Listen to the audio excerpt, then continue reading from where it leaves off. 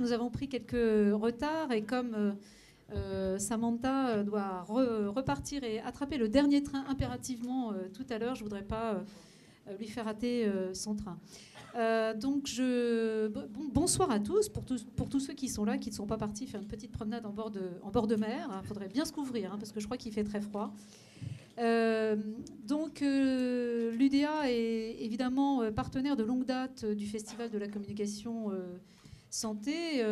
Je suis ravie donc au nom de l'UDA, puisque j'en dirige la partie santé, d'organiser cette conférence en présence de nos intervenants. Alors Vincent, tu me pardonneras, je vais quand même d'abord présenter ces dames, bien que Vincent soit notre président. Donc Catherine de Fabianis, qui est une ex-industrie pharmaceutique de longue date, avec une expérience intéressante, transversale, comme nous aimons ça à l'UDA, transsectorielle, puisqu'elle vient de chez Procter, Procter & Gamble, avec une longue expérience du côté des affaires réglementaires et du marketing, et puis qui est passée de l'autre côté de la barrière, qui est maintenant directrice information et veille réglementaire du cabinet conseil Arc Pharma.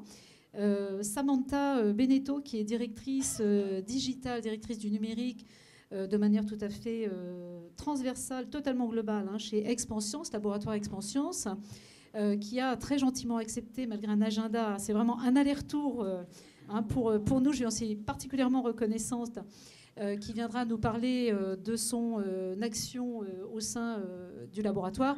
Et puis Vincent Varlet, qui est à la fois vice-président exécutif du marketing et de la communication de Novartis France, et surtout qui est notre président, le président du comité industrie du médicament et santé de l'UDA, et de surcroît médecin, ce qui ne gâche rien quand même. Voilà. Bon. Alors effectivement, il s'est déjà dit beaucoup de choses cet après-midi. Je trouve que ça a été très riche. C'est un peu un classique de le dire, mais je trouve que c'est particulièrement vrai cet après-midi. Et vous allez voir que c'est tout à fait dans la continuité de ce qui s'est dit tout à l'heure. Je ne sais pas si Catherine Cerizet est encore dans la salle. Mais c'est vrai que le rôle des patients, ce qu'ils ont à dire, notamment des e-patients, c'est très important, surtout lorsqu'on parle de la montée des médias sociaux, des nouvelles technologies de l'information et de la communication et de la loi Bertrand par rapport au monde du marketing santé. Est-ce que face à cette montée et à ces mutations, eh bien, le marketing santé doit se transformer ou pas? C'est une question fondamentale sur laquelle l'UDA travaille de manière pionnière depuis déjà 4 ans. Alors, il y a 4 ans, évidemment, cette réflexion, parlait peu aux industriels. Je crois qu'aujourd'hui, il y a un vrai frissonnement. C'est pour ça que j'ai demandé aux industriels de venir également apporter leur témoignage. Et quelle place donner au numérique, puisque c'est une expertise essentielle que porte l'Union des annonceurs et le comité santé de l'Union des annonceurs. Quelle place donner au numérique dans un nouveau modèle ou dans de nouveaux modèles? Peut-être y en aura-t-il plusieurs. Et pour commencer, je voulais vous dresser vous donner quelques éléments de contexte par rapport à pourquoi l'UDA travaille sur cette réflexion de longue date. Je pense que l'évolution des choses, des faits depuis 4 ans ou 5 ans nous ont donné raison dans nos analyses. L'évolution de la situation, la mutation du secteur conforte ces analyses et cette vision prospective qu'on essaye toujours de développer à l'UDA, en plus d'une approche et de projection plus opérationnelle. Mais la dimension prospective, on voit bien que chez nos annonceurs membres, elle manque, par manque de temps, et ainsi de suite. Alors, l'un de nos rôles, c'est d'accompagner les annonceurs dans tous ces changements, dans toutes ces mutations, dans la réforme Bertrand, les décrets, visa a priori, dont on va vous parler tout à l'heure avec Catherine, mais aussi la transparence, les liens d'intérêt, tout ce qui concerne les dispositifs médicaux. L'UDA est en première ligne auprès des pouvoirs publics. Avant de passer la parole à Catherine, Vincent et Samantha, on a pensé avec Catherine vous présenter une enquête sur la mise en œuvre du visa a priori. Quels sont les premiers retours de manière assez précise et concrète que l'on peut en avoir? Quel retour d'expérience? Et à partir de là, justement, quels enseignements on peut en tirer et quelle vision on peut avoir du modèle marketing de la part d'industriels pionniers, puisque ça n'est pas par hasard si Vincent et Samantha sont là. C'est pas seulement parce que Vincent, par exemple, est président du comité, c'est aussi parce que et Vincent et Samantha font partie des responsables numériques, digitaux dans les laboratoires les plus pionniers qui déjà, il y a 3 ans, 4 ans, ont ramé en interne avec courage, avec patience, on va le voir, ils nous en parleront, pour petit à petit faire rentrer ces nouvelles technologies de l'information et de la communication de manière globale, stratégique, au-delà de quelques expériences encore trop souvent isolées. On voit bien que ça bouge depuis 1 an, 1 an et demi, mais on constate aussi que ça reste le plus souvent des expériences relativement isolées et ça ne relève pas encore d'une véritable stratégie globale d'entreprise. Alors, pourquoi effectivement, je me permets de me rasseoir, ayant quelques petits soucis devant, je ne m'en veuillez pas. Parce qu'on voit bien que ces évolutions sociologiques, sociétales, dont on a déjà beaucoup parlé cet après-midi, elles sont là, c'est un constat. On ne peut pas les nier. La défiance du consommateur, du patient. Cet après-midi, on a parlé de la défiance du patient, mais de manière générale, sociologiquement parlant, on sait très bien dans les autres secteurs économiques qui sont un peu plus matures que le secteur de la santé à ce niveau-là. On constate depuis déjà plus d'une dizaine d'années que le modèle marketing traditionnel marque toutes ses limites et qu'il y a une défiance croissante du consommateur vis-à-vis du discours traditionnellement descendant, vertical, monolithique, binaire et linéaire des marques et des annonceurs. De manière plus globale d'ailleurs, on pourrait dire que c'est un vrai phénomène de société. Il y a une défiance majeure désormais vis-à-vis des élites, des acteurs économiques, politiques, et ainsi de suite. À quoi est associée la première révolution Internet avec l'accès à la connaissance dans les années 90, mi-90, fin 2000 et puis une deuxième révolution Internet au tournant des années 2005-2007 avec le Web 2.0, qui est un web contributif, où l'internaute n'est plus un lecteur passif qui reçoit l'information, mais il y contribue. Eh bien, je vois d'ailleurs, c'est un appel à Catherine, coproducteur de contenu, les internautes, les patients. Voilà, donc le 2.0, les médias sociaux, tout ce qui est Web TV et tout ce qui est application mobile. Ces profondes évolutions sociologiques et sociétales dans les autres secteurs économiques, tous secteurs économiques confondus, amènent une transformation progressivement d'un modèle marketing traditionnel, qui est le modèle, je le rappelle quand même, de la réclame de l'après-guerre, c'est le modèle anglo-saxon, donc l'immédiate après-guerre, et qui était jusqu'alors centré exclusivement sur la promotion du produit. On est dans un monde de producteurs, de productivisme, donc tout est centré sur le produit. Pourtant, on voit que des secteurs comme la finance, le secteur bancaire, pourtant réglementairement très contraint lui aussi, mais mature en termes de marketing, de services et de fidélisation, eh bien, s'est engagé assez largement dans cette voie. Ça, c'est pour anticiper le « ah oui, mais nous, on ne peut pas à cause du réglementaire », et on va en parler, je suppose, abondamment tout à l'heure. J'espère que vous réagirez après cette table ronde. Alors, quand on a fait ce constat, eh bien, est-ce que le secteur santé est à part de cette révolution technologique d'une part et de ces évolutions ou même révolutions sociologiques?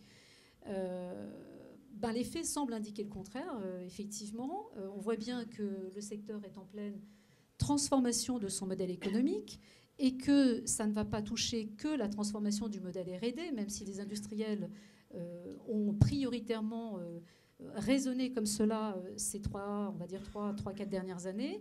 Ça va aussi toucher la transformation du modèle marketing et certainement même une transformation des pratiques managériales et des organisations et des métiers.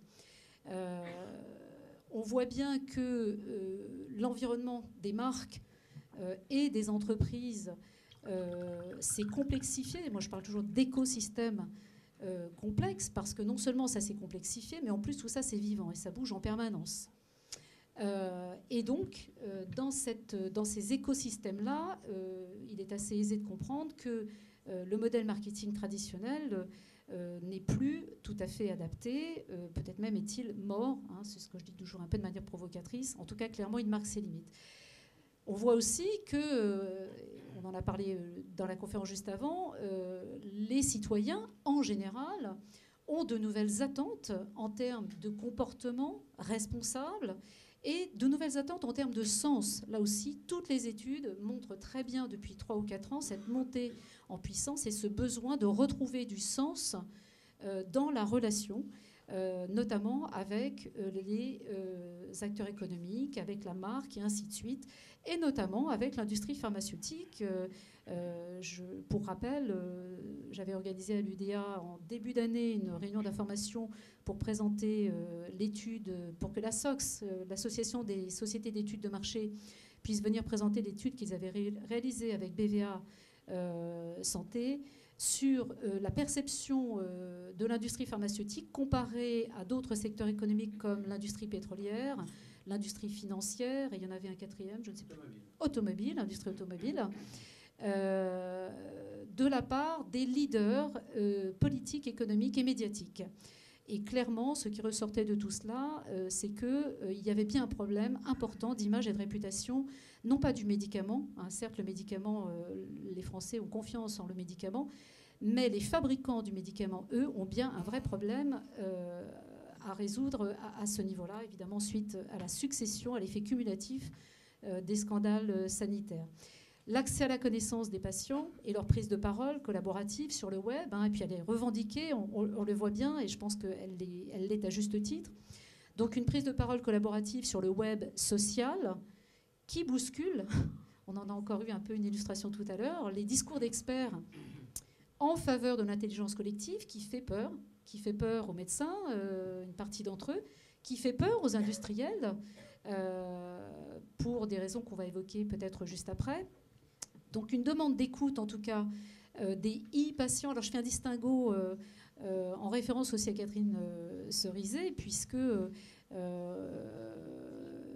ce qui remonte, c'est que les e-patients sont différents des patients membres des associations traditionnelles. Et on voit effectivement à droite, à gauche, un certain nombre de discussions qui émergent entre eux. Est-ce que les e-patients sont concurrents des associations de patients traditionnelles, etc. Je trouve que c'est intéressant, mais voilà, certainement, il y a une forte complémentarité, tout simplement.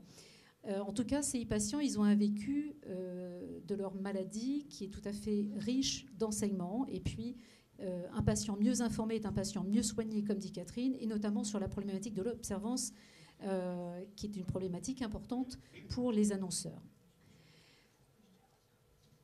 Tout ça se fait parallèlement à un renforcement, à une tendance qui renforce tout cela, qui est l'émergence d'une médecine du XXIe siècle, beaucoup plus globale, l'émergence de la e-santé, de la médecine 2.0, et je vais plus loin, de la télésanté, de la télémédecine, puisque les trois ne correspondent pas à la même chose. On a tendance un petit peu toujours à confondre. Enfin, les contraintes de la loi Bertrand qui se surajoutent à cela depuis un an et demi, sur la promotion traditionnelle des produits de santé, d'une part, et sur l'exigence de transparence, qui est une vague de fond sur laquelle nous travaillons actuellement beaucoup à l'UDA, qui est membre du groupe d'experts voulu par Marisol Touraine sur le Sunshine Act à la française. Alors on voit bien qu'il y a cette évolution indéniable, et pourtant, eh bien, le secteur santé est encore un peu frileux. Alors pour quelles raisons ? Malgré, je l'ai dit, des initiatives isolées récentes, et ça frissonne de plus en plus. Mais bon, la première raison classiquement invoquée, c'est le risque réglementaire. À l'UDA, on pense que le risque réglementaire se gère, hein, c'est de la gestion de risque, d'autant qu'il n'y a pas de cadre juridique aujourd'hui et que la charte Internet et santé qui existe n'est pas opposable en droit. Donc il y a de l'autocensure certainement, oui, dans les entreprises de santé. Deuxième problème, le ROI, évidemment, le retour sur investissement. C'est vrai qu'il y a une problématique de modèle économique, on y reviendra. Probablement aussi ce qui remonte dans les travaux que nous menons à l'UDA au travers de différentes instances et groupes de travail, c'est une méconnaissance tout simplement de l'écosystème complexe des nouvelles technologies de l'information et de la communication de la part des responsables marketing, communication, et peut-être a fortiori de la part des directions générales, qui ont peut-être besoin d'être accompagnées de ce point de vue-là, mais qui peuvent difficilement soutenir leurs équipes. Déjà, il y a beaucoup de pression à ce niveau-là pour ne pas prendre de risques, mais a fortiori lorsqu'il y a une méconnaissance de cet écosystème. Également parce que les valeurs du Web 2.0 sont sûrement très éloignées de celles plus conservatrices des industriels de santé qui sont habitués plutôt au discours d'experts, ça les rassure, ça nous rassure, un discours maîtrisé, contrôlé, evidence-based, etc. Alors que sur le web, eh bien, c'est transversal, on sort du discours d'experts, on est dans l'intelligence collective et il faut accepter de ne pas tout maîtriser. Et puis, avec tout cela, la réforme Bertrand, qui génère pour le moment un surcroît d'attentisme chez certains et un surcroît d'auto-censure sur le plan réglementaire. Alors c'est vrai que ce n'est pas évident de se retrouver dans le web social, dans cet écosystème vivant et qui bouge sans cesse, mais aujourd'hui c'est la réalité. Cette réforme, elle génère un surcroît d'attentisme, mais elle peut aussi être une source d'opportunité. C'est la conviction que nous avons à l'UDA. Elle pourrait se révéler un formidable levier de transformation du modèle marketing santé et d'intégration des nouvelles technologies. Le Web 2.0, c'est effectivement, en termes de bénéfices, de l'image, de l'innovation, c'est générateur de valeur, d'alliés, de confiance, c'est un média d'accroche. Hein. Vincent, tu l'as mis en œuvre très tôt chez Wyos. C'est aussi un levier de convergence en termes de demande, d'attente, d'authenticité de la part des clients et des parties prenantes des industriels, en termes également de transparence, hein, là aussi de la part des parties prenantes et des pouvoirs publics. C'est probablement une approche parfaitement adaptée à la transformation d'un macro-marketing vers un micro-marketing, adapté à l'évolution du modèle économique de l'industrie pharmaceutique ou des industriels de santé en général. C'est quelque chose qui est très adapté au développement d'un marketing de services et de fidélisation comme le secteur bancaire qui réussit très bien, qui a une mauvaise image, un petit peu moins bonne que la nôtre, bon, mais qui réussit très bien financièrement parlant. Donc plutôt que produit, c'est particulièrement adapté également à un marketing d'information qualitative plutôt que de promotion produit.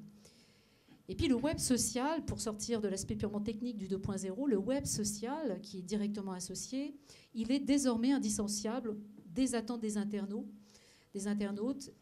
dont on sait très bien que pour moitié, lorsqu'ils cherchent des informations santé sur Internet, ils cherchent des informations santé, médicales, mais pas seulement. Ils cherchent aussi des informations ou un contexte, on va appeler ça comme ça, de nature plus sociale. Et on l'a évoqué plusieurs fois tout à l'heure dans la conférence précédente. Autrement dit, ce web social, qui est désormais indissociable des attentes des uns et des autres, de ces internautes à la recherche de contenus divers, il pourrait être appliqué dans la santé. Je pense que la santé est un secteur particulièrement propice à cela, à un marketing social et citoyen qui permettrait au global de réinventer une relation client qui en a bien besoin, parce que le CRM, c'est né il y a une dizaine d'années, appliqué à la santé. Au début, c'était le programme de fidélisation Air France que vous connaissez tous. Mais dans CRM, le R, il est très très vite passé à l'as, hein, et on a fait du Customer Management plutôt que du Customer Relationship Management. Voilà, donc l'idée, c'est peut-être de réfléchir à cet axe de réinvention de la relation client et même de la relation avec l'ensemble de ses parties prenantes. Alors, avec tout ça, avec ce contexte, que faire, qu'en penser? Est-ce qu'on peut continuer comme avant? Est-ce qu'on peut se dire, ben non, moi je ne change rien et je continue à rouler comme ça? Alors à l'UDA, vous l'avez compris, eh bien nous pensons que non, et nous pensons que notre mission, entre autres, c'est d'accompagner nos adhérents sur ce sujet essentiel. Et nos axes de réflexion depuis déjà 4 ans, c'est est-ce qu'il peut y avoir des synergies croisée entre l'intégration du levier numérique et l'intégration du levier RSE dans de nouvelles approches stratégiques, marketing, est-ce que ça peut être des outils de choix pour la gestion de l'innovation et de cet écosystème complexe? Est-ce qu'on est face à une période de rupture un peu au pied du mur quant à un changement de paradigme marketing comme certains le pensent, comme de plus en plus de responsables marketing nous le remontent, c'est-à-dire est-ce qu'on est au bord d'un basculement d'une pure logique promotion produit traditionnelle vers une logique qui serait complémentaire d'information et de services, en l'occurrence de e-services? Est-ce que la réforme Bertrand, et notamment le visa a priori, le décret sur la transparence et les liens d'intérêt, sans parler de la visite collective à l'hôpital, etc., marquent la fin du seul modèle marketing produit et quantitatif, court-termiste, avec recherche de ROI exclusivement, pour aller vers un modèle plus coopératif et serviciel, avec plutôt une recherche de ROE, Return on Equity, retour sur la valeur, retour sur l'engagement, à plus moyen terme. Est-ce qu'on peut imaginer un mix des deux? Est-ce que des innovations marketing, comme le marketing institutionnel, le marketing communication intégrée, qui est un grand domaine d'expertise de l'UDA, le marketing social, le marketing mobile, etc., peuvent être des leviers valables pour réinventer une relation client qui fasse sens?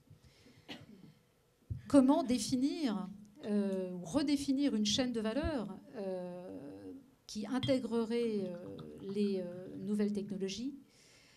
Et enfin, base de quelle gouvernance digitale globale d'entreprise et comment, plutôt que sur la base de stratégies de marque, stratégie marketing, produits ponctuels, isolés, mais qui ne rentreraient pas dans le cadre, qui ne s'inscriraient pas dans le cadre d'une gouvernance digitale plus globale et qui souvent ne sont pas satisfaisantes. Voilà, ça va être un petit peu le champ de travail également et le fil conducteur de cette table ronde. Et je vais donc passer la parole immédiatement à Catherine qui va nous présenter les résultats de cette enquête que nous venons de réaliser. On a encore travaillé hier soir et vraiment je te remercie Catherine pour le coup de main. On voit bien que ça suscite beaucoup d'intérêt puisque sur presque une cinquantaine finalement de laboratoires interrogés, on a eu la moitié à peu près de taux de réponse, tout type de laboratoires confondus. Donc je te passe la parole Catherine.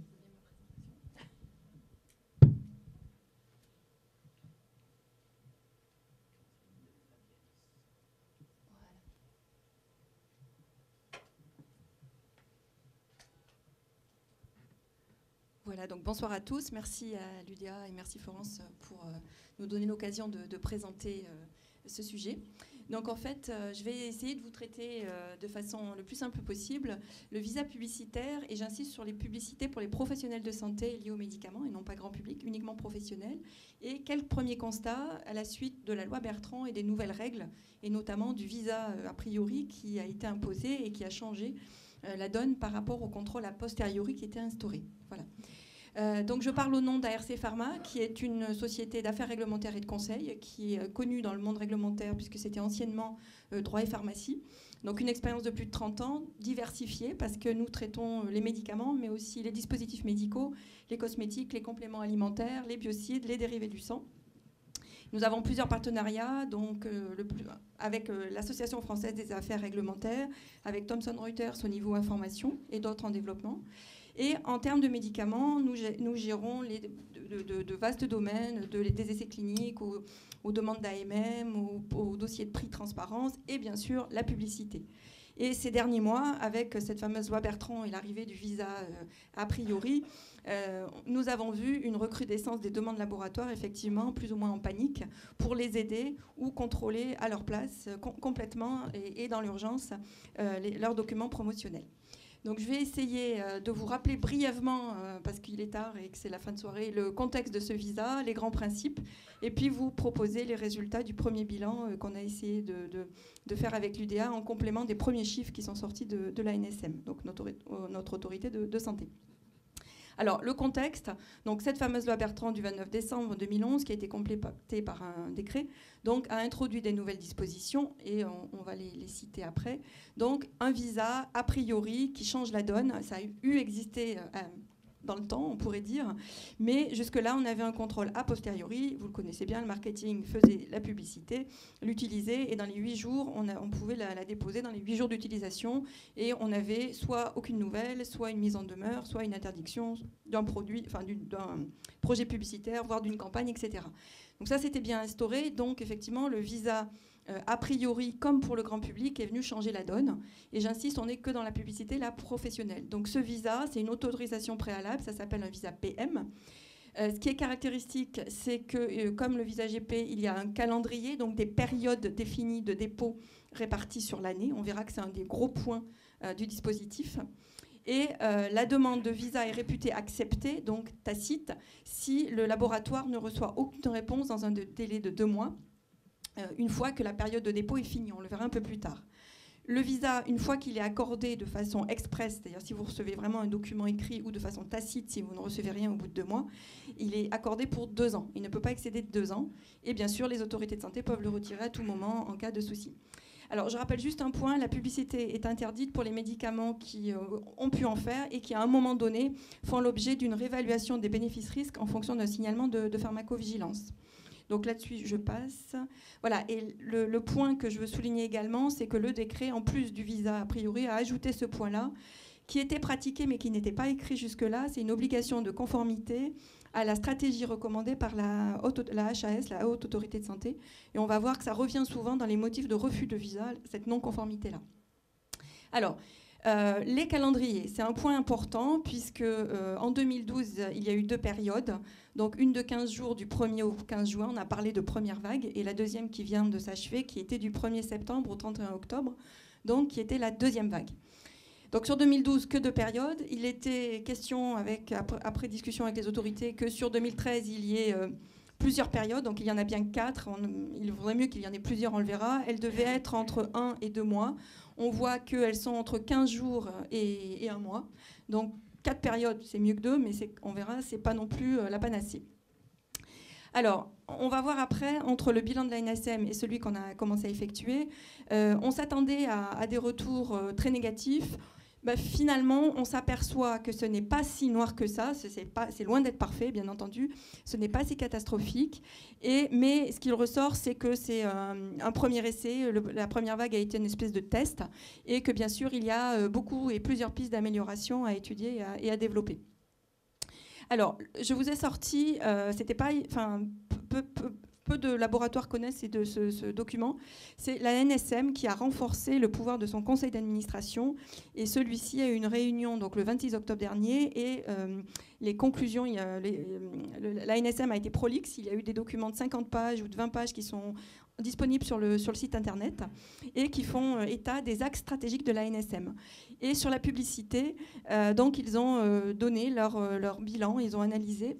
Donc sur la première vague de dépôt de visa a priori, il y a eu 2190 demandes, 312 ont été refusées, donc un retour écrit refus, 14%, 700 ont reçu, donc pareil, retour écrit mais favorable, et les autres ont eu un avis favorable tacite, c'est-à-dire pas de réponse. Donc on peut en conclure que sur 2190, c'est la moitié à peu près ont reçu un écrit, négatif ou positif, et l'autre moitié n'a rien reçu, donc visa tacite. Sur la deuxième vague, au 10 octobre, l'ANSM avait reçu déjà 400 dossiers. Donc on va voir, d'après les retours labo, que la deuxième vague connaîtra beaucoup plus de dépôts. Chaque labo a quasiment déposé le double, d'après les chiffres que l'on a eus. Alors, en complément de ce bilan ANSM, l'UDA et ARC Pharma, nous avons souhaité en savoir un petit peu plus. Et nous avons donc, comme disait Florence, adressé un questionnaire aux laboratoires, à environ 40 laboratoires, plutôt les affaires réglementaires, puisque c'était nos contacts. Et on a été assez surpris par... cela prouve qu'il y a un intérêt pour ce sujet, puisqu'on a reçu à peu près plus de 50% de réponses jusqu'à hier soir encore sur ce questionnaire. Les laboratoires concernés étaient de toute taille, couvraient une large gamme de produits et de domaines thérapeutiques, donc assez représentatifs de la population, en tous les cas, de l'industrie pharmaceutique. Alors, je vais vous faire le bilan sujet par sujet en fonction des questions qu'on avait posées. Donc, le type de support qui a reçu un visa express, c'est-à-dire qui a vraiment reçu confirmation écrite, on s'aperçoit que c'est des documents finalement assez simples. Les gros documents, on a l'impression qu'ils n'ont pas été évalués. En tous les cas, ils n'ont pas reçu de réponse, donc ont eu des visas plutôt tacites. Ceux qui ont reçu ce visa express ou non tacite, c'est plutôt des fiches POSO, des annonces presse, des mailings, des éléments de congrès, des stands, des blocs-notes, brochures pharmaciens, bandeaux Internet, très peu d'aides de visite. Dans tous les retours qu'on a eus, il y en avait un ou deux. Et les types de supports qu'on ne retrouve pas du tout dans ces visas express non tacites, c'est les choses plus grosses, comme les diaporamas, les TAP, les brochures hospitalières, etc. Tiré à part, c'est la reproduction d'une publication scientifique. Alors, on a demandé au laboratoire, puisque donc, les laboratoires ont une période pour déposer et l'ANSM a, à la fin de cette période, 2 mois pour se positionner oui, non, ou je dis rien et j'accepte. Alors, sur la première période, la plupart des laboratoires ont reçu leur visa quand ils l'ont reçu à la fin des 2 mois. C'est-à-dire que l'ANSM a pris tout son temps sur la période pour répondre. Il y a juste un petit nombre de visas qui ont été reçus en tout début de période. Par exemple, pour un laboratoire, 4 visas sur 15 déposés ont été reçus moins d'1 mois à la fin de la période de dépôt, mais ça a été très rare. Donc sur la première vague, les visas étaient reçus au bout de 2 mois. Alors, on a ensuite posé comme question, parce que c'était quand même une grosse transition. Alors, j'en ai pas parlé tout à l'heure, il y a eu une phase transitoire, des documents qui étaient approuvés avant, a posteriori, ont pu être prolongés. Je ne vais pas dans le détail, mais on a quand même posé la question au laboratoire pour vous. Il y a certains documents que vous réutilisez, que vous aviez utilisés sans problème auparavant dans le système de dépôt a posteriori. Et est-ce que vous avez eu des refus dans le cadre du visa a priori pour ces documents-là ? Oui, il y en a eu et on voit, alors on ne va pas reprendre tous les cas, mais on voit quand même que des documents qui avaient été autorisés par le passé ou pas contestés sont désormais refusés sur la base de cette fameuse réglementation qui dit que la publicité doit être conforme à la stratégie de la HAS. Donc, vous voyez, je vous ai mis 2 exemples. Et si on passe à la slide d'après, ça revient souvent sur la non-conformité à la stratégie de la HAS. Alors, il y a eu des cas un peu particuliers, mais c'était aussi le rodage, où des laboratoires ont soumis une publicité au moment du visa, en faisant référence à des recommandations thérapeutiques qui étaient sur le site de l'ANSM au moment du dépôt. Et lors de l'évaluation, ces recommandations ont été supprimées et du coup ont eu un refus de visa. Donc ça, alors on espère que ça va rester des exceptions. Il y en a eu 2 ou 3 dans ce cas-là. C'est pas très fair-play. On peut se demander un peu où est la règle à partir du moment où on supprime une recommandation et que la pub était déjà déposée. Je pense que c'est un cas particulier et que ça fait partie de cette période transitoire. Juste une petite parenthèse. L'UDA avait recommandé à ses adhérents du coup de rester bien en veille. Il faut que vos services réglementaires restent bien en veille par rapport à ces recommandations sur le site de l'HAS. Voilà. Voilà, donc après, tout ça vient vraiment des réponses questionnaires laboratoires.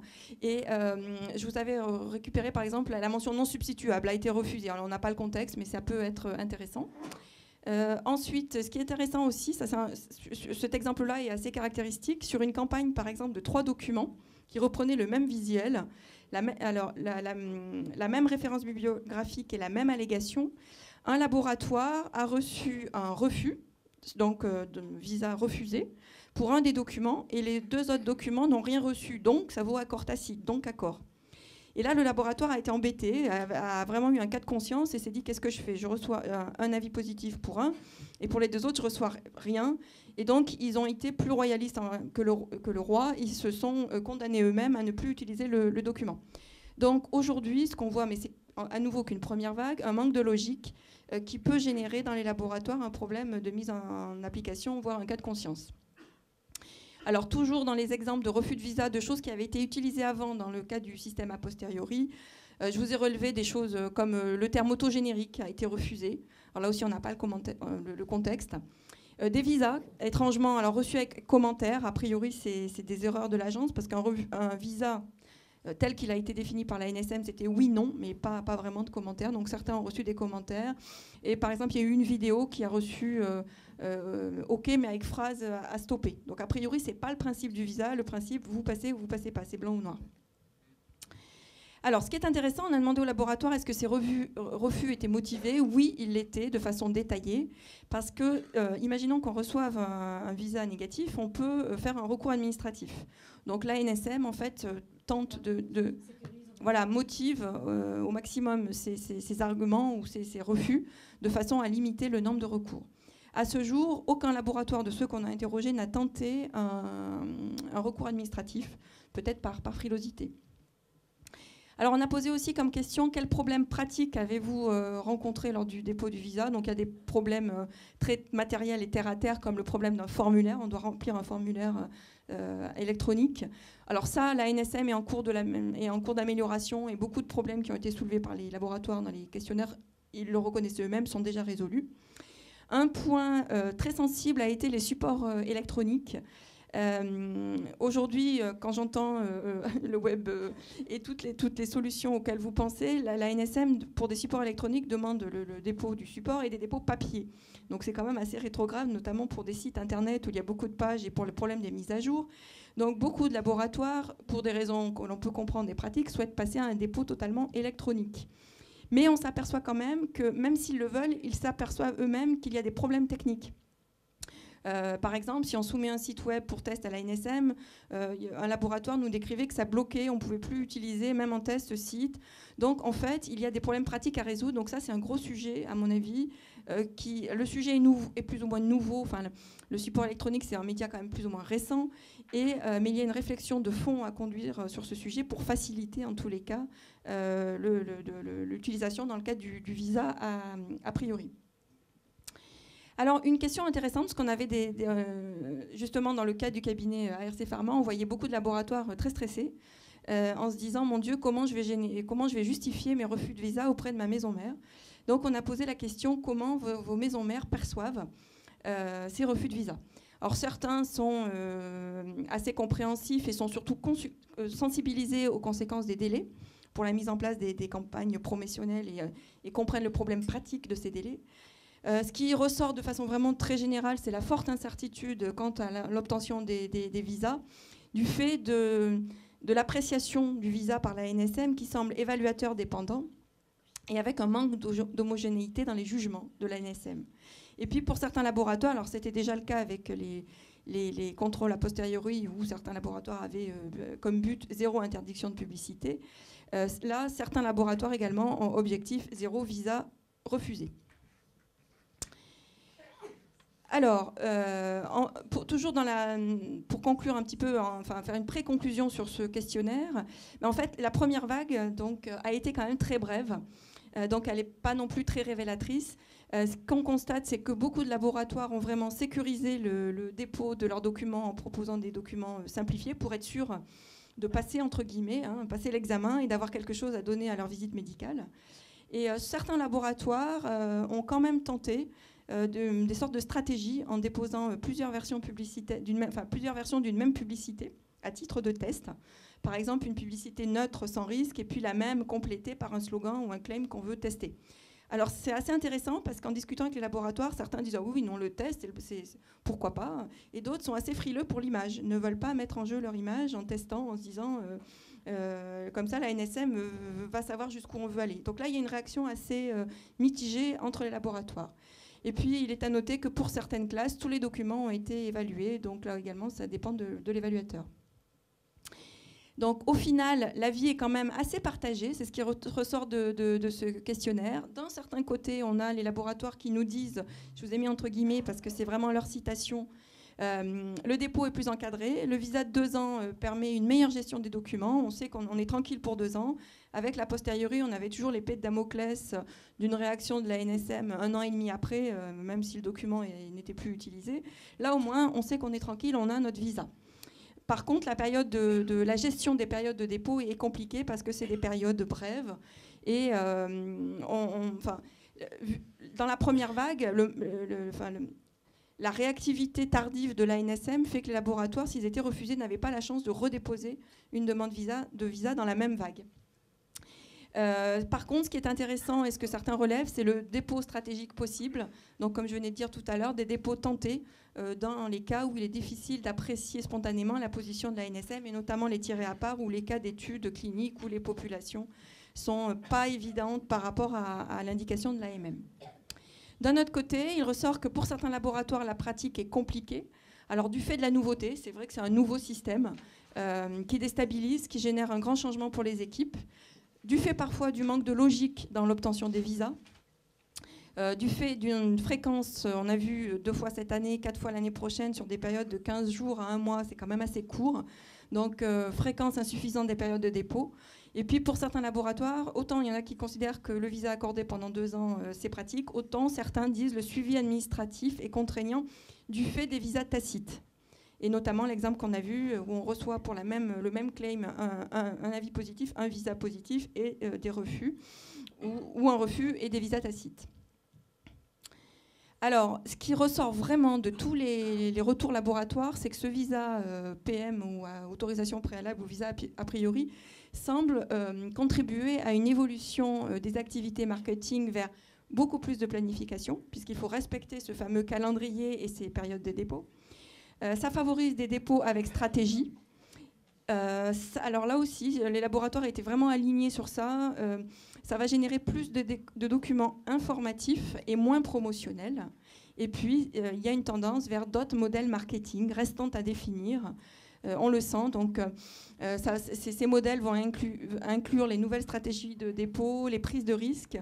On sent qu'il y a une prise de connaissance, une prise de conscience, un feeling, mais les laboratoires n'arrivent pas alors, à définir vraiment qu'est-ce que va être ce nouveau modèle marketing. Et là également, des réflexions de fond semblent nécessaires. Alors, je reviens toujours pour arriver à une conclusion, vous montrer que la NSM, toujours dans son fameux document du conseil d'administration du 26 octobre, qui est très intéressant, au niveau de la publicité, après avoir donné les chiffres de résultats de la première vague, dit ce nouveau mode de contrôle implique une plus grande réactivité. Donc, ils reconnaissent eux-mêmes qu'il faut une réactivité de leur part dans l'évaluation et la prise de décision, alors que le volume des dossiers à traiter est important. Plus de 9000 en 2011, et puis on a vu les chiffres sur 2012. Donc ils reconnaissent qu'ils ont un besoin de réactivité. Et alors ils te donnent des suivis des actions. Pour la publicité, c'est l'axe stratégique 14. Pour les autres domaines, c'est d'autres axes. Et pour cet axe stratégique 14, ils disent que relever le défi de la mise en place du contrôle a priori, en centrant cette nouvelle activité sur certains dossiers qui seront priorisés dans un objectif de sécurité du patient. Et quand on va plus loin, il donne 3 axes de priorisation et de critères de priorisation, qui sont la sécurité du patient ou de l'utilisateur, le caractère innovant du produit à contrôler, l'impact des supports publicitaires présentés. Et c'est assez surprenant parce que ça n'avait pas été vraiment discuté ou défini auparavant. Là, c'est vraiment écrit dans un document du conseil d'administration. Et on peut se poser la question, comment définir la sécurité ? Comment définir le caractère innovant ? Ça sera à partir de quoi ? Fonction de quoi ? Du SMR, d'autres choses, de quoi ? L'impact des supports, comment va-t-on le qualifier ? Fonction de quoi ? De la nature du support, de la taille ou de la qualité de la cible ? Donc tout cela reste à rediscuter, à mon avis, avec la NSM, à bien comprendre et à analyser. Alors, en conclusion, sur la base de tous ces éléments, on peut dire que les premières expériences sont intéressantes. Donc, merci à tous vos laboratoires qui ont contribué. Le recul est quand même faible sur ce nouveau système un peu déstabilisant, puisqu'on n'a vu qu'une vague, de 15 jours en plus. Donc, une première vague très brève, plutôt un round d'essai, je dirais. On note quand même qu'il y a beaucoup de visas tacites, alors que la NSM s'était engagée à justement ne pas donner trop de visas tacites. Aujourd'hui, on est dans du 50%, 50 express, 50 tacites. Et puis, on note que quand même, alors même s'ils le comprennent, beaucoup plus de souplesse est nécessaire et les attentes majeures sont en termes de périodes de dépôt plus nombreuses. 6 par an serait un minimum ou pas 4 semaines, mais plus, afin de permettre, en tous les cas, d'avoir des projets marketing qui ne soient pas anticipés trop longtemps en avance ou si on obtient un refus, de pouvoir le redéposer au plus vite pour ne pas bloquer des campagnes ou des lancements. Enfin, une plus grande souplesse, en tous les cas. Et puis, une plus grande réactivité de la NSM dans l'octroi des visas, justement pour permettre les nouveaux dépôts dans une même vague. Alors, la deuxième vague qui vient de passer et dont on attend les retours, justement, et on pourra refaire une enquête, cette deuxième vague devrait apporter des éléments complémentaires d'information. On a constaté, parce qu'on a demandé au laboratoire combien vous aviez soumis de visa, je ne vous ai pas remis tous les chiffres pour ne pas être sopérifique, mais combien vous aviez soumis de demandes de visa dans la première vague et combien dans la deuxième, on voit que c'est globalement le double. Alors, on a quelques retours laboratoires. Des visas ont déjà été obtenus très vite, contrairement à la première vague. Donc, il semble qu'il y ait une volonté de l'ANSM d'améliorer quand même la réactivité. Donc, cette deuxième vague sera l'objet, justement, extrêmement intéressant d'un complément d'enquête.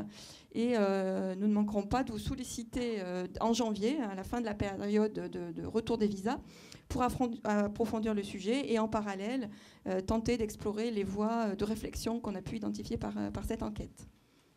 Voilà, donc à partir d'un terrain un peu nébuleux, j'espère que cette présentation vous donnera quelques petites clés pour considérer le visa.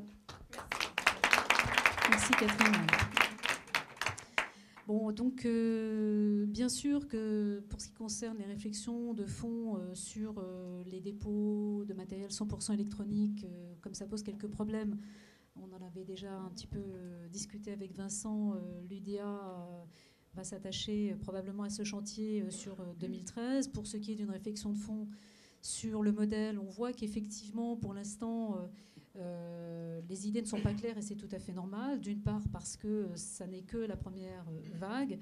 Deuxièmement parce que nous nous sommes adressés exclusivement à des responsables affaires réglementaires, donc c'est révélateur. Ce ne sont pas des gens du marketing.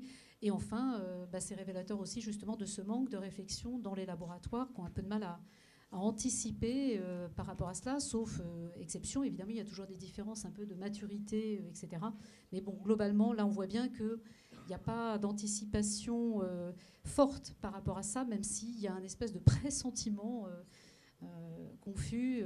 Et je vais ensuite justement demander à Vincent de réagir immédiatement là-dessus et à Samantha.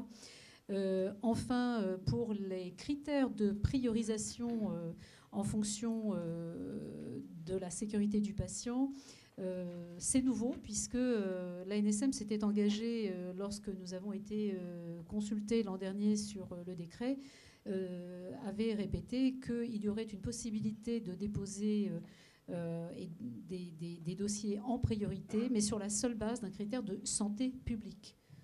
Santé publique, ça n'est pas exactement pareil que sécurité du patient. Et en effet, l'UDA va s'attacher en 2013 à travailler sur comment définir le caractère innovant. La sécurité du patient, ma foi, bon, je pense que ça peut être assez rationnel, mais le caractère innovant et le troisième critère qui était l'impact sont beaucoup plus difficiles à cerner de manière objective et rationnelle. C'est très important pour les annonceurs. Donc on va s'attaquer à tout ça et faire en sorte de collaborer là-dessus avec les pouvoirs publics. Vincent, une première réaction? Non, je ne voudrais pas vous retenir à l'heure de l'apéritif, mais non, je note juste un point. C'est-à-dire que dans un monde où on nous demande de l'évaluation et de la rigueur, je note que finalement, nous ne sommes pas très smart sur ce processus, c'est-à-dire qu'on n'est pas très spécifique, puisque je note qu'il n'y a eu que 50% des dossiers qui ont été regardés, et si possible les plus simples à regarder. La deuxième chose, c'est pas très mesurable, c'est-à-dire qu'on s'attend à avoir des key performance indicators et que ça soit, j'allais dire, en tout cas, non opérateur dépendant, et on l'a constaté aussi dans le laboratoire que je ne représente pas là ici aujourd'hui. Le A, c'est atteignable. On aimerait que ça soit peut-être ambitieux pour certains, mais en tout cas atteignable pour un certain nombre de gens. Raisonnable, bien sûr, mais c'est surtout reproductible, puisqu'on s'aperçoit que pour un document, on peut en annuler 3, et je pense qu'il y a plus d'un exemple, parce que j'en connais par ailleurs. Et puis, en effet, le côté temps qui n'est, à mon avis, pas très raisonnable. Moi, j'aurais une remarque à faire par rapport au contexte que vivent les laboratoires. C'est vrai que ces nouvelles méthodes sont vraiment complexes pour les laboratoires, alors que justement, il y a des médicaments qui risquent d'être déremboursés. Donc, beaucoup de laboratoires sont en train d'attendre le verdict. Et dans cette attente, la seule façon qu'ils peuvent avancer sur leurs différents outils de communication, c'est en déposant 2 versions. Une version de communication sur le produit remboursé et une version sur le médicament déremboursé. Donc, ça double déjà le travail. Déjà que les affaires réglementaires travaillent donc, dans un contexte dû à la loi Bertrand et à ces nouvelles conditions qui est très difficile. Donc, en tout cas, chez nous, je voudrais rectifier une remarque que j'ai entendue à la pause tout à l'heure, que les affaires réglementaires deviennent les rois, puisque ils décident de tout.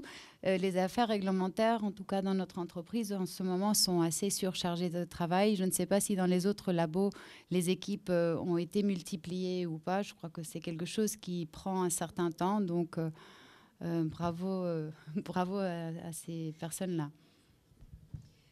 Alors donc, on fera un approfondissement en janvier et puis on espère que vous accepterez de répondre à nouveau, puisque plus nos réponses seront représentatives, plus nous irons voir les pouvoirs publics de manière crédible. Hein. Donc votre soutien, il est absolument essentiel. Est-ce que d'ores et déjà, ça vous fait réagir, ces résultats dans la salle? Surpris, pas surpris Les conséquences sur la presse médicale écrite. Alors, il y a des réunions SPEPS. Bon, là, je crois qu'il n'y a pas... Oui, il y a quelques éditeurs dans la salle. Il y avait... j'ai vu tout à l'heure... Il y a Brigitte de Fontenay-sous. Oui, je ne sais pas si elle est encore là, Brigitte. Claudine, pardon, excusez-moi. Et Monsieur Marié, est-ce que vous êtes là? Vous êtes dans la salle ou pas? Non? Non, j'ai pas l'impression. Ils sont partis prendre l'apéritif. Donc là, je ne peux pas vous répondre. Pardon? Il déprime, oui. Pardon? Oui, oui. Donc on va passer à l'analyse de Vincent quant à sa vision. Donc, est-ce que par rapport à tout cela, et au-delà de cela, hein, puisque cette réflexion, on l'a entamée avant la loi Bertrand, est-ce que le marketing santé doit se transformer, peut se transformer, et quelle place pour le digital en 2013 dans cet environnement nouveau? À toi. Alors, j'espère que tout va fonctionner parce que j'ai fabriqué ça sur un Mac et donc sur un PC, c'est pas les mêmes polices de caractère, je reconnais pas les mêmes puces. C'est pas très grave. Oui, d'abord, les attentes ont changé. Alors, on parlait de ramer, mais je pense que ça fait 15 ans, en tout cas, que je rame pour essayer de faire introduire le digital à l'intérieur de la communication des laboratoires. C'est toujours pas complètement compris. Les exigences du marché, les professionnels de santé, on en a parlé, les patients, on en a parlé, le grand public, les payeurs, aujourd'hui, on ne peut pas considérer qu'il ne se passe pas quelque chose sur la toile, quel que soit le mode d'écran. Et puis, le mode aussi a changé, puisque on parlait du web et on parlait de l'écran, du sacro-saint écran de l'ordinateur après celui de la télévision. Il faut quand même savoir aujourd'hui que le mode de consommation est plutôt en train de passer encore d'un deuxième écran. C'est-à-dire qu'on regarde la télévision, puis on a un iPad, on a une tablette, on a un mobile, et aujourd'hui 63% du contenu Internet se regarde en situation de mobilité, c'est-à-dire avec une tablette, avec un smartphone. Donc ça, c'est quelque chose qu'il faut savoir parce que c'est un mode de consommation immédiat, c'est un mode de consommation différent. Le haut débit est aussi quelque chose, bien sûr, la technologie hard est importante puisque, alors que les sites Internet étaient relativement textuels, quand est arrivé le très haut débit ou le haut débit après la bulle Internet, on a vu arriver la vidéo, donc du rich media, alors qu'on hésitait à mettre des contenus.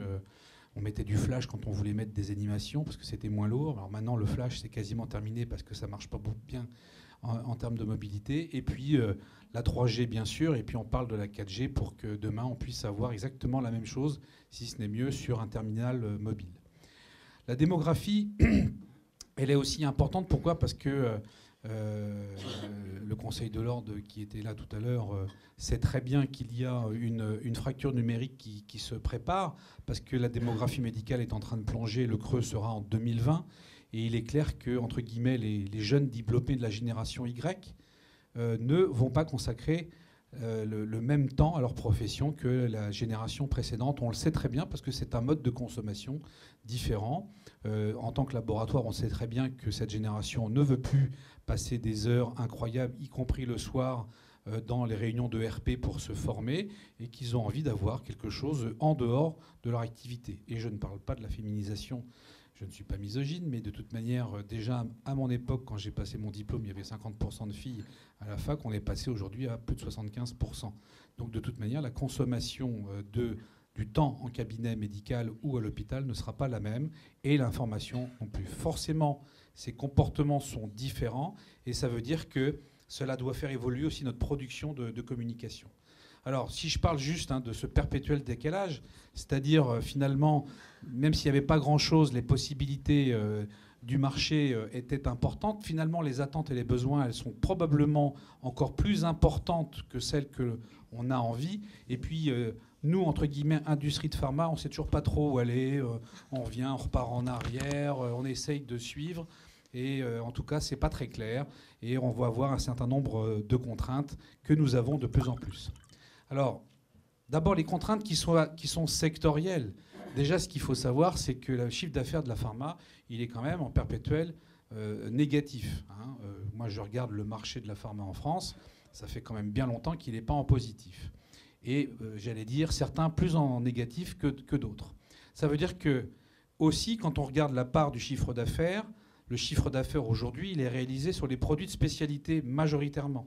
Donc sur des cibles qui sont beaucoup plus faibles que le mass market. C'est-à-dire que maintenant, on parlait tout à l'heure du nombre de délégués médicaux qui sont dans les cabinets en ville. Il y en a de moins en moins. Pourquoi ? Parce qu'on a de moins en moins de produits qui ne soient pas génériqués. Ça veut dire aussi, malheureusement, pour nos amis et partenaires de la presse ou des grands événements, eh bien, ça veut dire que c'est une baisse des budgets importante. Moins de VM, moins de production. On fait moins de medical education.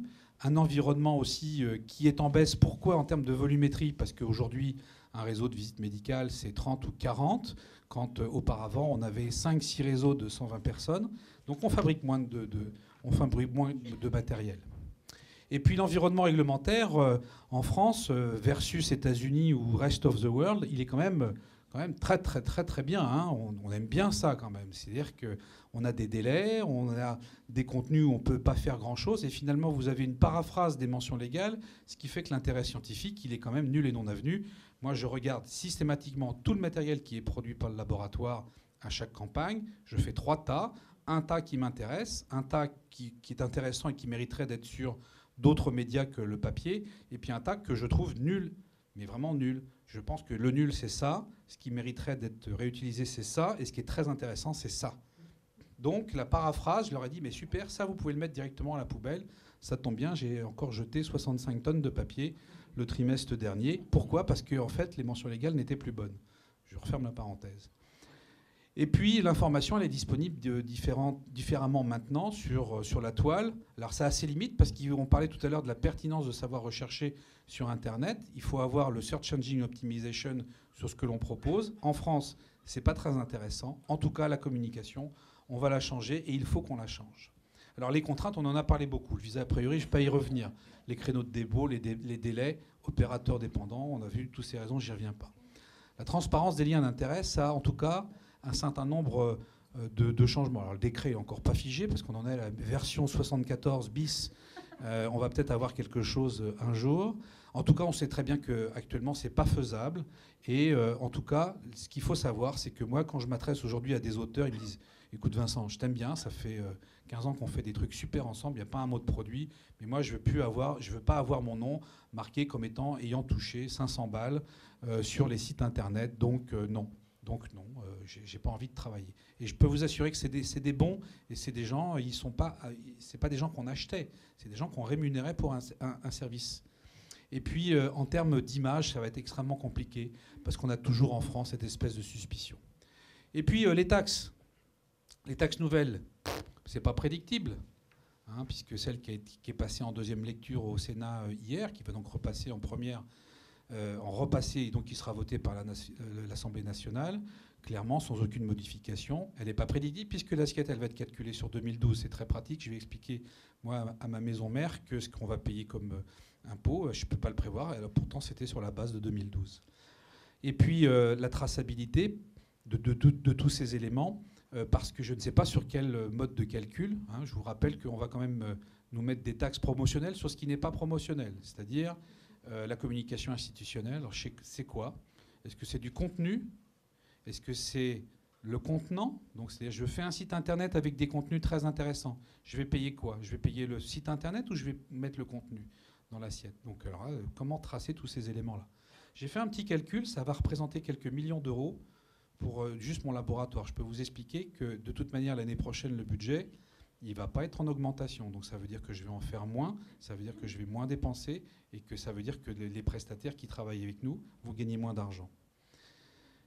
Le PLFSS, voilà, les congrès, évidemment, vont être dedans, y compris les vols pour emmener des médecins ou des rédacteurs. Donc quand vous allez inviter quelqu'un, ça, vous allez prendre un avion, ça va être de la taxe promotionnelle sur l'institutionnel. Voilà. Donc, en tout cas, il faut revisiter complètement de fond en comble demain ce que l'on va probablement produire, mais pas seulement dans le média, mais aussi dans le fond, y compris le format de partage, parce qu'il est clair que moi, je ne vais pas déposer 2000 maquettes à la NSM l'année prochaine, comme on l'a fait cette année. C'est pas très motivant. Bon voilà, donc j'ai mis une petite balance avec plein de trucs, avec du poids, puis de l'autre côté, alors qu'on a quand même un certain nombre de choses qui méritaient de travailler sur de la qualité, sur de la pérennité, sur de l'image, sur du service. Ça pèse de moins en moins parce que ce sont des éléments qui ne font pas le poids par rapport à toutes ces incertitudes, cette méconnaissance et ces peurs. Alors ça veut dire que probablement quelques pistes. On va travailler sur aussi la territorialité des services. Qu'est-ce que ça veut dire? Si demain, si je fais des choses très intelligentes et qu'elles sont sur un domaine thérapeutique, je ne vois pas pourquoi je les fais juste qu'en France. Je vais peut-être probablement les faire au niveau du global. Mais si je les fais peut-être au niveau global, il n'y a que la traduction qui va changer, je ne vais peut-être pas les faire en France parce que je ne vais peut-être pas faire payer des taxes pour mon laboratoire et je vais peut-être le mettre ailleurs qu'en France. C'est un peu dur ce que je dis, mais c'est peut-être aussi tout simplement des réalités. Ça sera en tout cas plus rapide, ça sera probablement plus responsable, parce qu'on va faire de la science, on sait bien faire de la science aussi, et puis il y aura probablement un impact sur le coût. Et puis, en tout cas, des services qui seront sans contrainte réglementaire, parce qu'on voit bien que c'est vraiment trop lourd. Ça va pouvoir être réutilisable, ça va pouvoir être partagé, ça va être extrêmement flexible. Ou alors, sinon, une troisième piste, ça sera de dire on ne va plus faire, nous. Alors, il y a des associations de patients, il y a déjà des associations qui travaillent avec des laboratoires.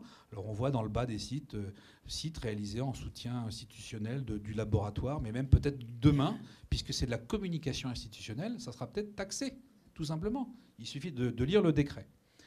En tout cas, il est clair que les sociétés savantes, les associations de patients vont probablement avoir des difficultés, sauf si on invente un nouveau mécanisme pour pouvoir travailler ensemble, y compris avec les éditeurs, y compris avec les spécialistes de contenu. Je pense qu'il y a un nouveau modèle à développer. Et puis, on a quand même un problème aussi, c'est qu'on voit tout à l'heure, on a vu des choses qui se faisaient sur les devices avec des enregistrements, les gens qui louent de la machine et qui reçoivent un email s'il se passe bien quelque chose. Nous, on ne peut pas faire ça. C'est-à-dire que si quelqu'un prend mal sa respiration d'antibiotiques par voie orale, je peux peut-être faire un bip. En tout cas, je ne peux absolument pas tracer le fait que peut-être il le fait mal, peut-être il a des difficultés, peut-être il ne le comprend pas bien. Pourquoi? Parce qu'on nous interdit cet accès aux patients sous prétexte qu'on est persuadé de leur donner de la mauvaise information. Et puis, voilà, donc ça veut dire qu'on a probablement des partenariats à revoir. Je ne sais pas si demain le partenariat public-privé sera encore possible, mais ces relations vont vraiment être réfléchies. On a une réflexion en tout cas à mener, mais clairement, si on ne le fait pas, nos maisons mères vont la faire pour nous. C'est une ouverture de porte en tout cas, parce que je pense qu'il y a, en tout cas avec les nouvelles technologies, probablement beaucoup de choses à maintenir. Je le répète, et je suis persuadé, ça doit faire 17 ans que je viens au festival de la com à Deauville. Et alors, il y a moins de livres maintenant, mais je m'amusais quand j'étais jeune chef de produit. Je ramenais des trucs, c'était vachement bien. Alors d'abord, ça faisait un petit peu de concurrence. On regardait ce que faisaient les autres. Et puis surtout, il y avait des éléments de qualité, il y avait des éléments de service qui sont encore valables aujourd'hui. Je pense qu'il faut qu'on transforme tous ces éléments-là, parce que, en tout cas, le patient en a besoin. Et moi, je suis médecin dans l'âme, et je pense que le patient a besoin d'avoir un certain nombre de services qui viennent aussi des laboratoires. Voilà, donc j'ai mis juste quelques chiffres parce qu'il est illusoire de poursuivre notre schéma de la fiche POSO. J'ai noté là, dans les trucs là. Alors il y a des fiches POSO, des diaporamas, des brochures, des machins, mais j'en suis conscient. Sauf qu'aujourd'hui, il y a 95% des médecins qui sont connectés, 78% des médecins qui ont un smartphone. C'est le troisième canal d'information après la presse qui reste toujours le premier. Et aujourd'hui, ce qu'il faut savoir, c'est que dans le grand public, il y a 2 heures d'activité sur un écran en dehors de la télévision. Alors, il y a eu un petit peu de temps qui a été pris sur la télévision, seulement 1/3. Le reste, c'est sur la toilette. Hein. C'est-à-dire qu'on se lave moins, on passe moins de temps dans la... Si, je vous assure. On passe moins de temps dans la... Voilà, oui, mais c'est parce qu'on se couche plus tard. On se couche plus tard, donc le lendemain matin, on est crevé, donc on va prendre une douche vite fait, et au lieu de se brosser les dents 3 minutes 50, on va se les brosser 1 minute, parce qu'on est dans le pâté. Mais c'est vrai, hein, j'ai le détail. Voilà, 30 millions de comptes Facebook en France, en tout cas, il y en a beaucoup qui sont actifs. Et puis, ça fait très longtemps quand même que je dis que la santé, c'est la première recherche sur les moteurs, qu'on soit malade ou qu'on soit pas malade. Et ça fait quand même 6 ans que c'est passé devant le téléphone, le Minitel Rose. Et donc, ça prouve quand même que ça reste une activité extrêmement précise. Voilà, c'est ça. C'est-à-dire à quoi sert que, mesdames, on se refasse les seins et que, messieurs, nous prenions du Viagra, puisqu'à 80 ans, on aura Alzheimer et qu'on ne saura pas à quoi ça sert. Voilà. Merci beaucoup. Merci beaucoup, Vincent. Je passe la parole tout de suite et on ouvrira le débat après à Samantha. Je te laisse la place pour que tu puisses gérer tes slides. C'est bon, puisque je vais être bon debout. Tu es debout, je te les passe je préfère les passer quand même, mais on va les mettre juste comme ça. Bonjour à tous, je suis ravie d'être ici, même si ça va être très bref et on ne pourra pas trop en bavarder tout à l'heure. Je suis là donc pour vous parler d'un laboratoire beaucoup plus petit que Novartis. Vous allez voir les chiffres clés, ce n'est pas la même dimension, mais nous avons quand même fait toute une révolution interne du web. Donc je vais vous raconter comment, pourquoi. Donc c'est très concret, un peu nombriliste on va dire, puisque donc j'espère que ça va intéresser tout le monde. Je pense que ça intéressera particulièrement d'autres labos pharma parce que c'est assez interne. Et puis je finirai avec un focus sur un cas particulier autour de l'arthrose avec des exemples précis. Donc Expanscience, très rapidement, nous avons une double expertise dans les produits de soins des femmes enceintes et du bébé. Donc il y a Mustela, donc là c'est un leadership, et il y a un autre leadership côté santé, parce que nous couvrons deux territoires complètement différents, et complémentaires, santé et mieux-être, comme on aime les appeler. Donc en dermocosmétique, Mustela et Noviderm, et nous avons en rhumatologie le médicament Piasclédine et d'autres. Dermatologie, dentaire et actif cosmétique, qui est une activité complètement à part, mais complémentaire en même temps. Quelques chiffres clés. Donc, nous avons 62 ans. Et comme vous voyez, un chiffre d'affaires de 233 millions d'euros. Je voyais que Novartis, je crois que c'est dans les... C'est dans les 60 milliards, c'est ça, et en France, 2 milliards. Donc voilà.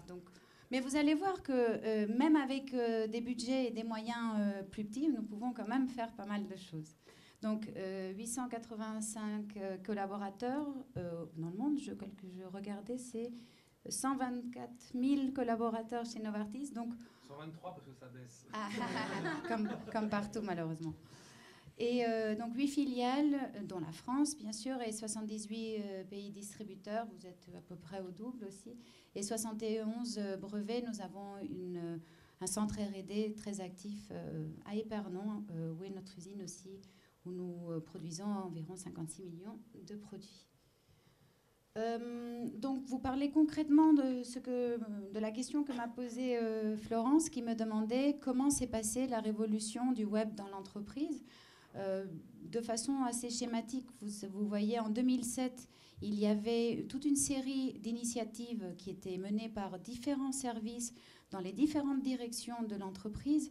Donc c'était des chefs de produits, chefs de gamme, il y avait un responsable du BizDev, il y avait plusieurs personnes qui avaient eu la bonne idée de lancer des initiatives, mais il n'y avait pas de vision globale. Et donc, c'est le président avec la directrice communication qui se sont dit, là, il faut qu'on fasse une analyse, un audit. Et de cet audit, un cabinet de conseil leur a conseillé la création du poste d'un directeur digital. Donc 2008, arrivée du directeur digital qui, au départ, avait donc c'est moi, je vais vous dire pour la première personne. Donc mon rôle était de coordonner les différentes personnes dans l'entreprise et donc de rationaliser, si vous voulez. Un peu plus tard, je vous montrerai l'évolution. Donc c'était de les soutenir en conseil, d'apporter une expertise digitale que j'avais, forte d'une douzaine d'années en agence web généraliste. D'ailleurs, ça, c'est une particularité. J'avais eu beaucoup de mal à convaincre la chasseuse de tête de me faire rencontrer le labo, parce qu'ils étaient convaincus que dans les labos, comme on ne veut que des personnes qui viennent du sérail, je n'allais pas être retenue. Je suis tenace et passionnée, donc je pense que j'ai convaincu dès les entretiens qu'il fallait me prendre et que on peut travailler avec des collaborateurs qui ont toute l'expertise métier, santé, et qu'un responsable digital, tout ce qu'il va apporter, c'est toute l'expertise donc digitale, de l'ergonomie, donc de la connaissance des habitudes des différents patients, des différents internautes. Donc, à ce moment-là, donc en 2008, je travaillais avec différentes personnes dans l'entreprise. C'était plus organisé, mais c'était en même temps très chronophage. Selon les collaborateurs, il y en avait des plus passionnés et plus intéressés que d'autres. Il y avait aussi une dispersion donc, de ces personnes dans les différentes directions. Donc, c'était un peu compliqué de briefer et de donner des best practices à tout le monde et de faire un partage d'informations. Et ces personnes-là donc, faisaient Internet à 5, 10 ou 50% de leur temps. Donc, ils avaient un intérêt différent. Donc, en 2010, nous décidons de créer une équipe dédiée. Donc, 4 personnes, dont 2 d'ailleurs étaient déjà dans l'entreprise, puisqu'il y en avait parmi ces quinzaines qui travaillaient à temps complet sur le web. Et à ce moment-là, c'est donc les personnes de mon équipe qui ont soutenu les différents acteurs à l'interne. Tout cela, bien sûr, nous travaillons vraiment main dans la main avec le marketing. Eux, ils amènent le brief, ils amènent les contenus. Et nous, donc mon équipe, sous ma supervision, on amène des conseils en termes de quels sont les leviers qui vont être les plus intéressants pour nos cibles et sous quel format les développer. Et tous ces leviers étaient toujours au service, bien sûr, du siège, mais le siège est au service de l'international. Donc, nous avons vraiment fait augmenter tous les leviers et la présence sur les différents médias digitaux, autant en France qu'à l'international. Et 2012, 2 nouvelles personnes ont rejoint mon équipe. C'est un responsable e-commerce, donc ça ne concerne pas trop ou pas encore le médicament. C'est plus du côté Mustela où nous avons toute une réflexion et des ambitions. Et une responsable réseaux sociaux, santé. Donc, c'est quelqu'un que j'ai eu d'ailleurs pas mal de mal à recruter parce que c'était un profil très particulier. Les réseaux sociaux, certains annonceurs pensent qu'on peut le confier à un stagiaire. Ce n'est absolument pas le cas parce qu'il faut justement avoir quelqu'un qui soit très fin dans son analyse, qui puisse détecter des messages qui peuvent générer des crises. Donc, je ne dirai pas son âge, mais elle a presque mon âge. Donc, c'est quelqu'un de senior avec beaucoup d'expérience. Et c'est vraiment très important à l'heure de choisir la personne pour gérer la communication de l'entreprise, surtout dans ce domaine tellement réglementé de la santé. Mais c'est possible quand même. Qu'est-ce qui nous a... Enfin, les facteurs clés de succès. Qu'est-ce qui permet à une entreprise de faire la révolution du web ? Très clairement... en tout cas, dans le cas Expansience, il y avait une conviction de la part de la direction générale. Il y a un président qui a toute une vision sur Internet. Donc, vous me direz, dans certains labos, ce n'est pas le cas. Donc, bien sûr, je suis partie avec vraiment un atout majeur et un directeur général santé qui avait quand même lancé un site Internet dédié aux arthrosiques d'une part et dédié aux professionnels de santé, enfin aux rhumatologues et MG. C'est le site Arthrolink, donc autour de l'arthrose. Il l'a lancé il y a presque 15 ans, il y a 14 ans et quelques. Donc il y avait quand même des personnes assez visionnaires dans l'entreprise. Enfin, je vais mettre un petit bémol, visionnaire par rapport au secteur pharma. Mais vous savez tous que le secteur pharma a été toujours un peu en retard par rapport aux autres marques et aux autres secteurs. Moi, ayant travaillé dans d'autres secteurs, bien sûr, les outils que nous avons développés ne sont pas forcément révolutionnaires, mais il semble qu'on soit en avance par rapport à d'autres labos. C'est pourquoi Florence a eu la gentillesse de m'inviter. Deuxième point super important, c'est la pédagogie. Donc la pédagogie, c'est des présentations, des formations, des ateliers, des portes ouvertes, des mails, quitte à agacer les gens, parce que je sais qu'on a pu agacer les collaborateurs en interne en se disant qu'est-ce qu'on nous rabâche les oreilles avec Internet, il n'y a qu'Internet. Mais c'est comme ça que les différents collaborateurs ont vu les opportunités que représentait Internet, la façon qu'on pouvait parler avec les prescripteurs sans passer par les réseaux, en complément du réseau. Il ne s'agissait pas, c'est une autre relation, c'est vraiment en complément. On pouvait par contre directement parler aux patients autour du service, chose qui était beaucoup plus difficile sans Internet. Donc tout ça, ça s'apprend, ça s'explique, on donne des cas, ça prend du temps, ce n'est pas du jour au lendemain. Et enfin, le budget dédié. Mais comme je disais, même modeste, on peut faire des choses parce qu'avec de la conviction, de la passion et en fouillant, il faut être créatif, il faut se mettre les différentes équipes dans la poche. Et du coup, dans des brainstorms, on trouve des idées pas forcément très onéreuses pour développer les leviers. Je dis ça, ceci dit, d'année en année, nous faisons une recommandation de plan d'action pour l'année suivante au niveau digital. Et c'est ça qui nous permet d'argumenter et de convaincre le marketing de nous dédier un budget. Donc c'est tous les ans, il y a toute une négo avec le marketing.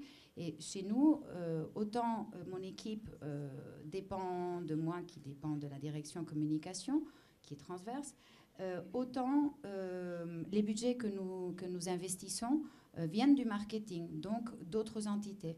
Donc ça, c'est une autre difficulté qu'il a fallu au départ expliquer. Il faut avoir une réflexion stratégique globale, 360, dans laquelle s'intègre le web, et non pas avoir la réflexion marketing et après qu'il y ait une autre étape avec le web. Donc, et pour cela, comme je vous dis, il est bon d'avoir un certain budget. Notre rôle, c'est de bâtir une stratégie digitale.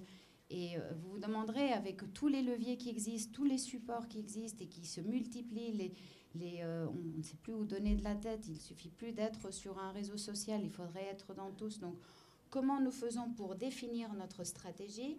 Et c'est là où Florence me demandait quelle était ma fonction. Ma fonction, c'est celle d'une équipe. Aujourd'hui, seule, je ne peux rien faire. C'est avec le service e-stratégie que nous avons mis en place. Et vous allez voir, c'est vraiment un travail collaboratif. Mais d'abord, vous dire ce que l'équipe e-stratégie fait pour l'entreprise. Donc, tout un conseil et déploiement de la stratégie digitale. Donc, sujet par sujet, produit par produit, levier par levier.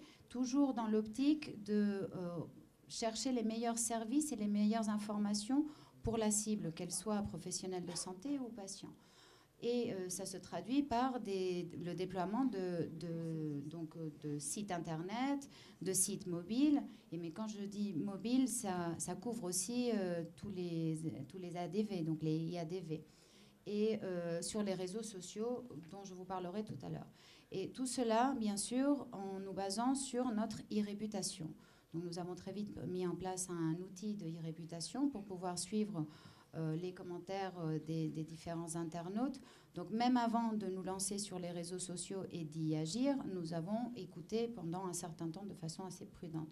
Donc voilà ce que nous faisons Pour le siège et 8 filiales, 70 distributeurs, plus exactement, il y a en effet 78 distributeurs, mais il doit y avoir une vingtaine de nos distributeurs dans le monde qui sont assez mûrs et qui ont assez de moyens, que ce soit ressources ou financières, pour se lancer sur le web. Donc j'ai encore une petite déception et de voir que tous les pays ne voient soit pas encore les opportunités qui représentent le web pour 2 raisons, soit parce que dans le pays, ils sont plus en retard que nous, soit au contraire parce qu'ils n'ont pas assez de moyens pour y investir. Et donc il faut quand même si nous, on leur donne, la façon dont on a de travailler, c'est avec l'équipe, on met à la disposition des pays des outils qui sont développés chez nous, enfin avec nos agences, j'en parlerai.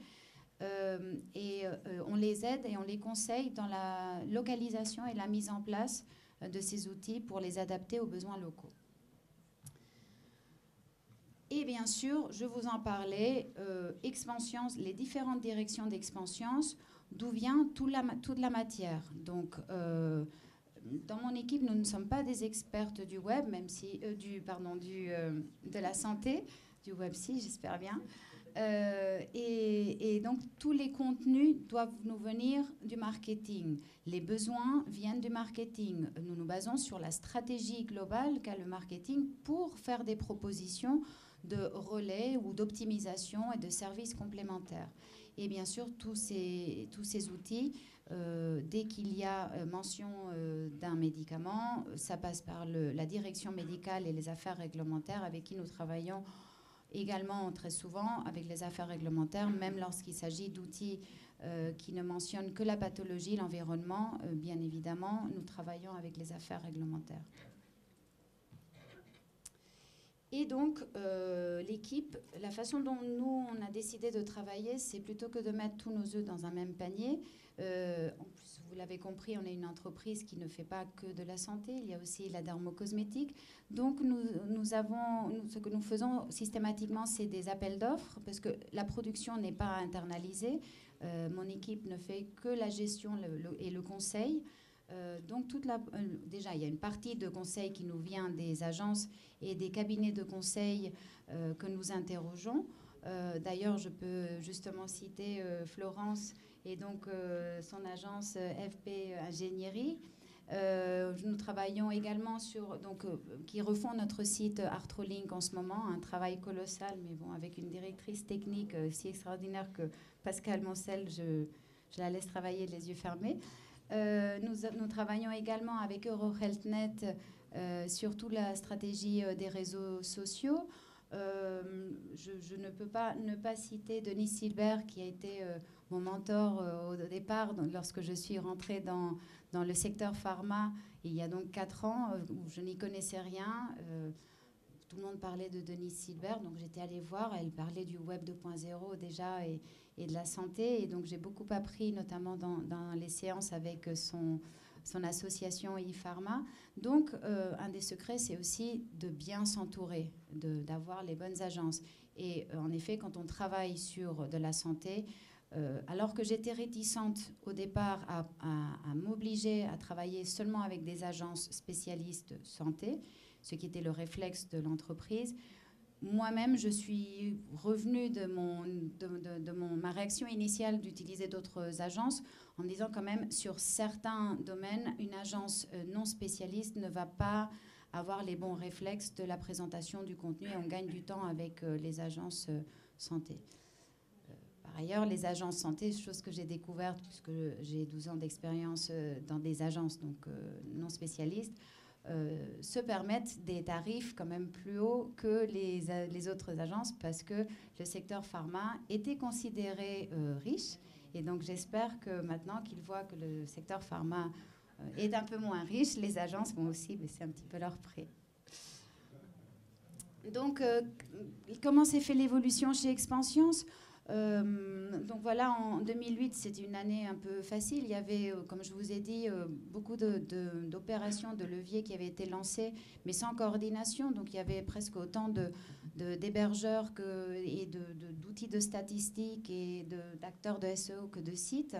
Bon, il a fallu, pour des raisons de qualité, de rationalisation des coûts, choisir un seul acteur pour l'optimisation donc des contenus.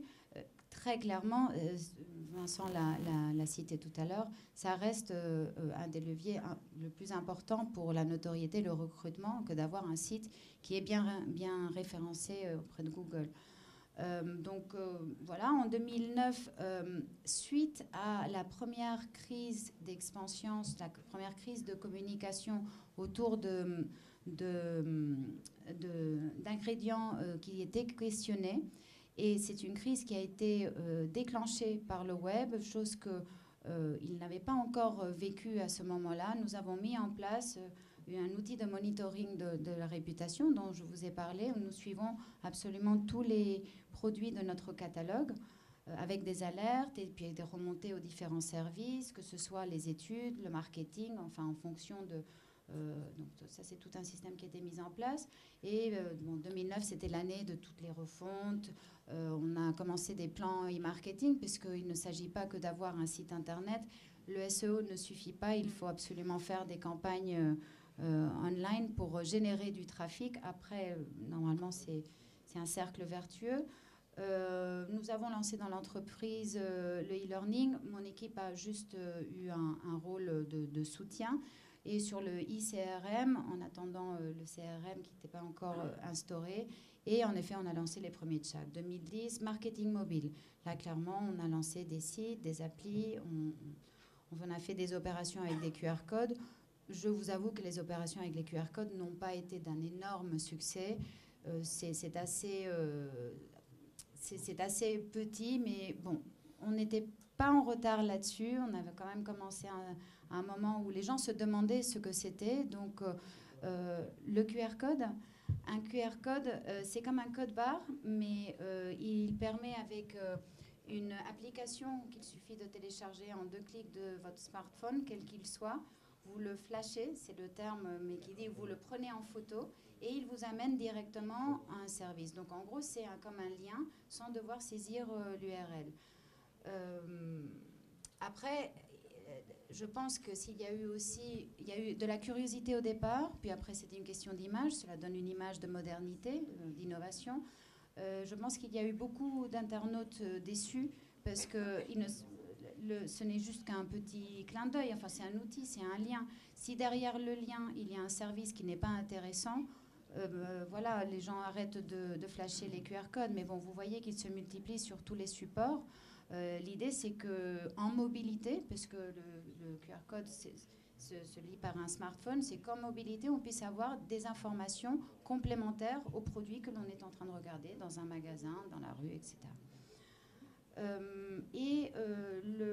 En effet, nous avons lancé en 2010 Mustela sur Facebook. Donc autant vous dire que même ça avait été un travail de très longue haleine où il a fallu qu'on rassure la direction générale. C'était la première fois qu'on allait ouvrir, alors que c'était sur la dermocosmétique, mais on reste un laboratoire pharma, donc avec des règles de communication très strictes. Et donc il y avait des peurs qu'il a fallu que nous soulevions. Et pour le faire, j'ai décidé d'en faire un projet pilote et surtout de confier cette mission à quelqu'un de mon équipe qui à l'époque n'était pas formé mais qui avait envie de le faire. Donc je l'ai formé plutôt que de prendre quelqu'un extérieur. Ça, c'était au départ pour rassurer la direction. Et une fois qu'on a eu quelques milliers de fans, on est aujourd'hui à presque 100 000 fans sur Mustela, une fois qu'on a eu quelques milliers de fans, on a pu externaliser cette mission. Et si je vous en parle, alors que ça ne concerne pas la santé, c'est que je suis persuadée qu'une façon de faire avancer les choses, c'est de faire des projets pilotes plus modestes, qui font moins peur, avant d'aller plus loin. Donc vous voyez, c'était fin 2010 qu'on a lancé Mustela sur Facebook, et il nous a fallu encore toute l'expérience de 2011 pour démontrer tous les bénéfices d'être sur les réseaux sociaux. Et en 2012, on a lancé, très récemment, il y a une dizaine de jours ou 2 semaines, on a lancé nos fils Expansience sur Twitter et Facebook. Et nous allons lancer, mais ça j'en parlerai plus tard, d'autres réseaux, enfin l'Arthro sur les réseaux sociaux. Et donc en effet, voilà, vous voyez en 2011, Première ADV, on n'était pas en avance. Il y a d'autres labos qui l'ont fait avant. Et puis après, nous avons eu... Comme je disais, il y a plein d'opportunités dans le digital, donc comme les hologrammes, les animations 3D. Une fois qu'on les connaît, l'idée, ce n'est pas de faire du digital pour en faire. Il faut surtout réfléchir à la cible, quel objectif, quel enjeu, et après on choisit le bon levier. Et donc ça donne, voilà, cette énorme... Voilà, je vous fais la liste à l'après-vert. 8 plateformes de marques sur Internet, donc Mustela, Noviderm, Artrolink, je vous en parlais. ASU, parce que c'est l'actif de Pièce Clédine, donc on a fait un site à part, parce que encore une fois, c'était un projet très difficile réglementairement. Paroactive, et puis bien sûr, on a les sites Corporate, Expansions, Fondation Mustela et les actifs cosmétiques. En plateforme de sites mobiles, on a Mustela et Noviderm aujourd'hui. Sur la santé, comme on a ce site qui date d'il y a 14 ans qu'on est en train de refondre, c'est un tel travail déjà rien que de le refondre que nous n'avons pas eu les moyens de le rendre aussi accessible. Enfin, il sera accessible sur smartphone, mais il ne sera pas optimisé à la taille d'un smartphone, contrairement par exemple au site Mustela qui est en cours de refonte aussi. Mais c'est ça la merveille du digital.